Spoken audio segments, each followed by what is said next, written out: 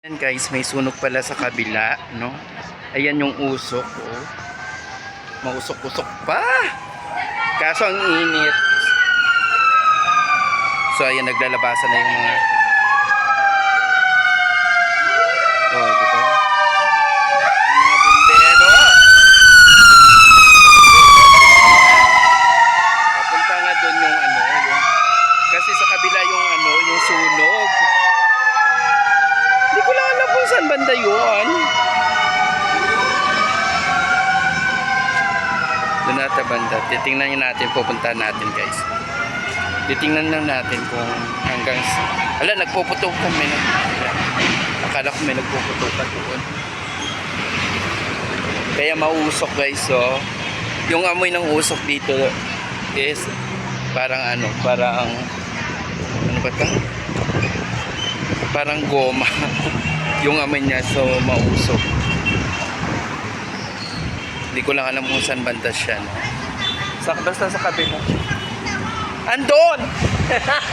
Hindi, charis lang. Magano lang tayo rito. Para magano lang ba? Ang init eh. Hindi naman natin yun asan na ba yun? Saan ba yun? Happy side lang daw, di ba? Ayan! O, di ba? Tumakbo ka na nga dyan. Gaga ka talaga eh. Sino yun? Ayun si Shane. Ayun nga, dun sa kabila, oh. Kaya nga sa kanila yan? Kina-Ari yan.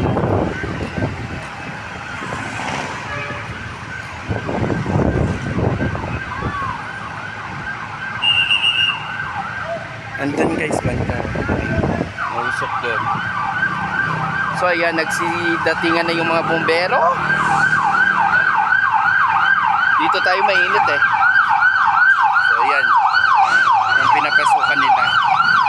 So dyan na kaya si banda yan yung sunog.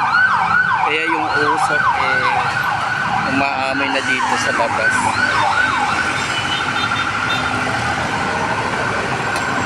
So ma-traffic. Yung bumbero nawala na ng nawala na ng tubig, kaya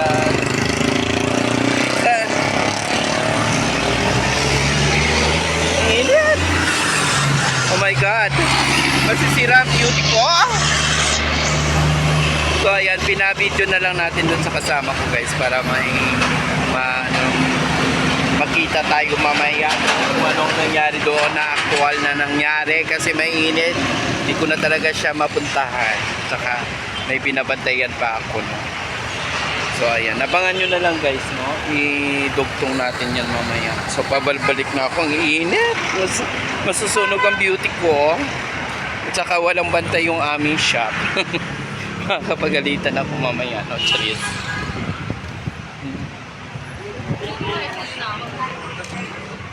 Bahala sila dyan. Dahil mainit talaga. Sobrang init ang beauty. Hindi ako talaga, mainit. Oo, wala. Sobrang init doon eh. Doon sa kabila.